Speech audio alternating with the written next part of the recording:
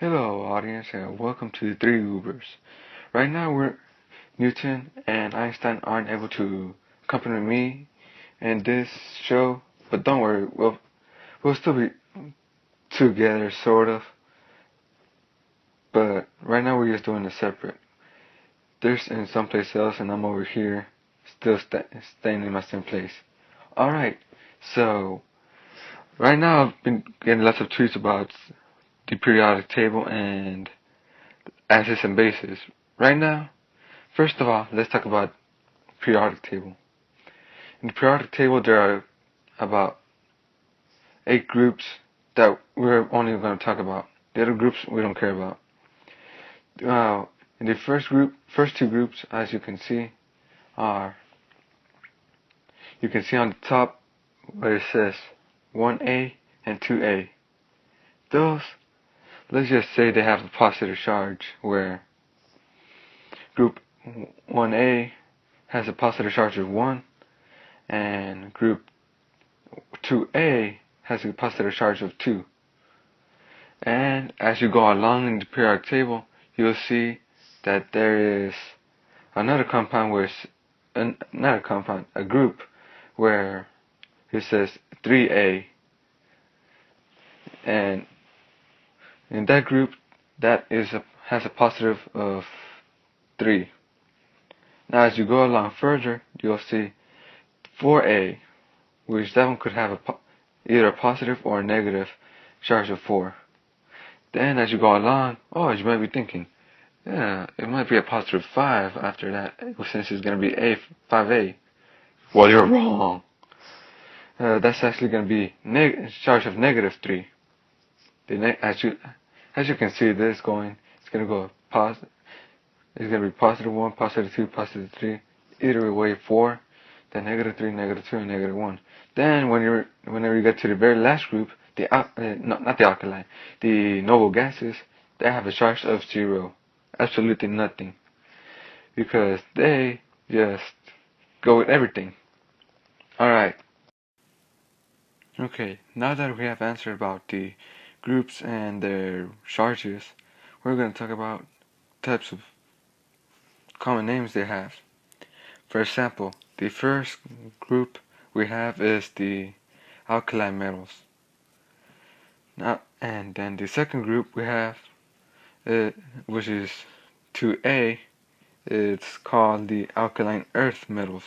It sounds the same, but they're actually very different, somewhat. Not really, but a little bit. Then the next one, we have the one that's like in between the thing, that little box that starts out with 3B, then 4B. Those are transitional metals. Then the next one we have are the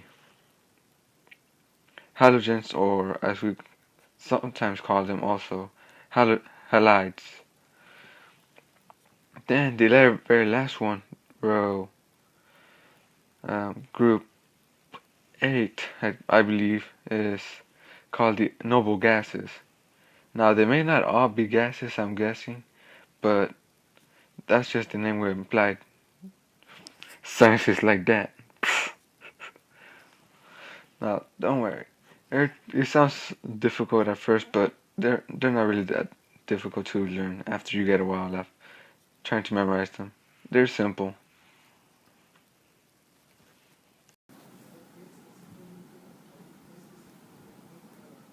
Hi. Is it my turn yet? Oh, hi. Hi. Hi. Anyways, it's my turn. So, ionic compound formation would be molecules that consist of charged ions with opposite charges, which this would include sodium chloride or sodium bromide, as long as calcium chloride. Also, there's another way to find the cross method for the ionic formula, which is the two ions that come together to form a neutral ionic compound, which would be determined.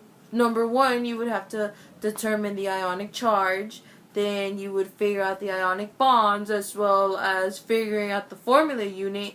And finally, you would have to balance them out. Indeed. Sublimate turns solid into a liquid. Deposition turns gas into a solid. Melting turns solid into water, liquid. Solidifying turns a liquid to a solid. Vaporizing turns a liquid to a gas. Condensing turns a gas to a liquid. Pretty much it. It's really simple. Actually, whenever you put it to their words, it kind of gives it away. Telling you what everything they do and everything they are. Alright. I'm guessing that's it. Okay, going back to what I was talking about the periodic table is that there are some, like, what reminded me was that some elements in there are solids, liquids, and gases. And if you don't know what a solid is, they're just like atoms all compacted together, not moving at all. Liquids, their atoms are like kind of stick together, but they could also move around. They can freely move whatever and can do whatever, but they're still together. Gases, they're just like all excited, like and go everywhere, and don't actually have like a specific shape or volume. Now, sometimes we could turn one phase to another. Sublimate turns solid to a liquid.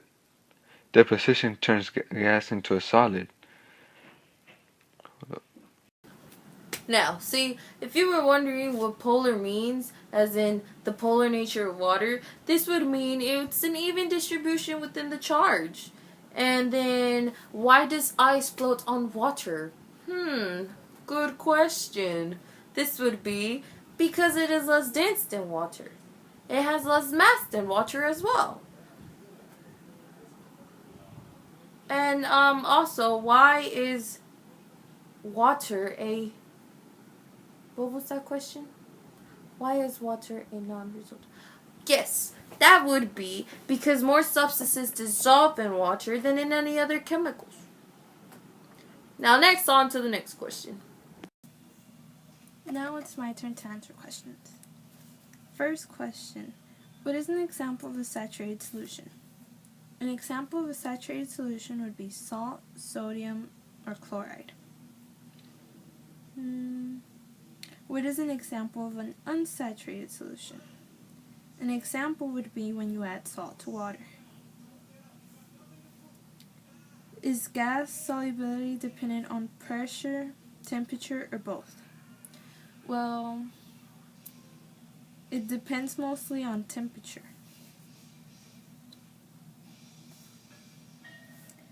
Okay, temperature affects density in that it varies as temperature changes. For example, water has max density at around 3.5 degrees Celsius. At temperatures above and below 3.5 degrees Celsius, water expands.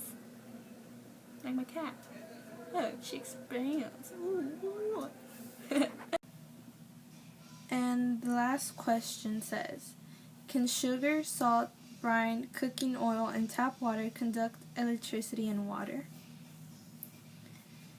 Sugar does not conduct electricity in water. Neither does salt.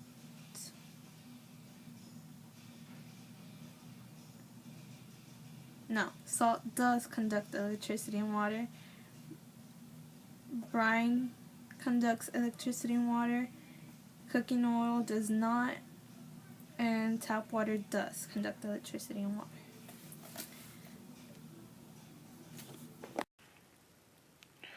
Okay, also, let's talk about acids and bases.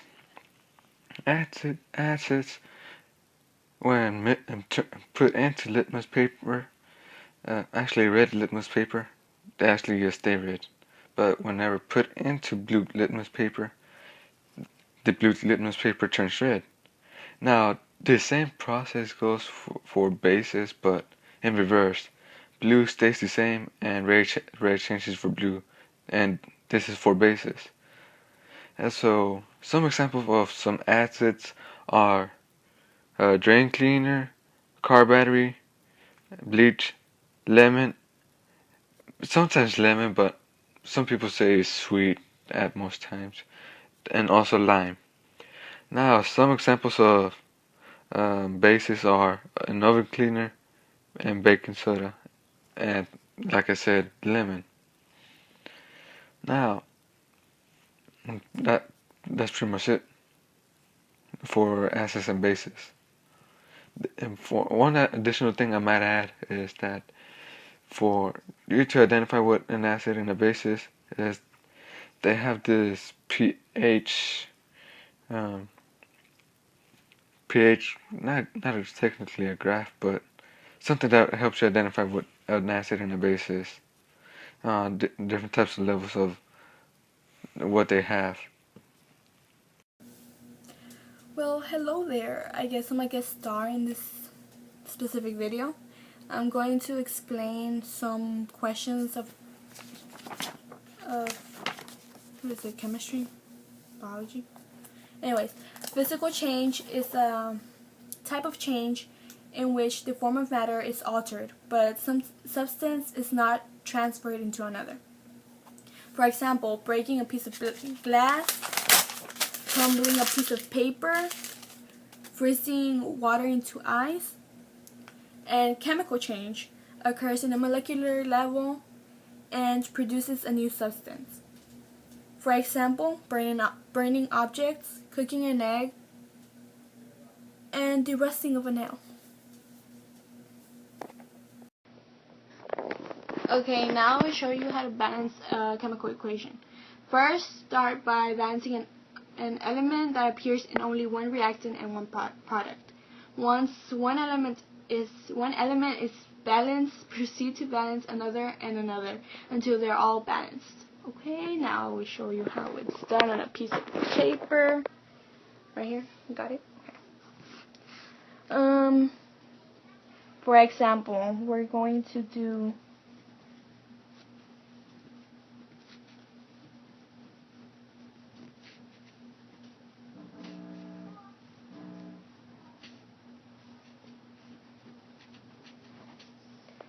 so this is the reactant and this is the product.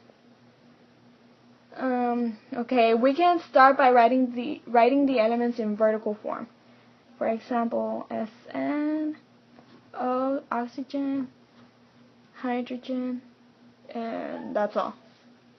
Then write how many there are in reactant side on the left.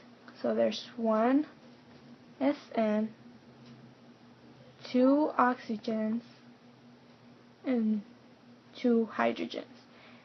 And the letters and products on the right. And there's 1 SN, 2 hydrogen, and 1 oxygen. Okay? Oh, dang. Okay. Start by balancing the unbalanced. In this case, oxygen.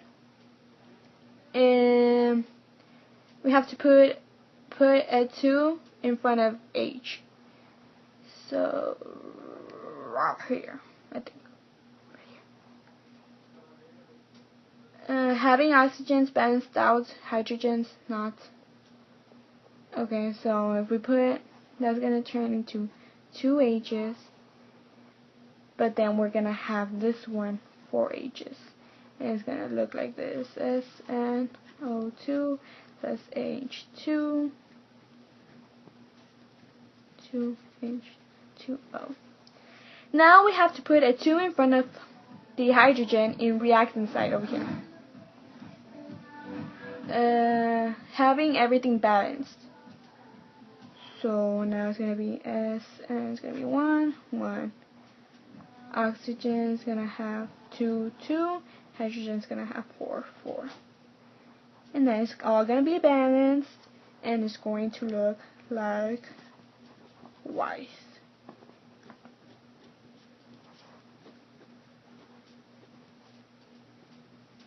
Oh no, it doesn't fit.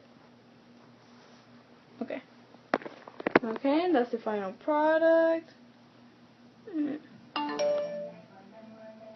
Where's that?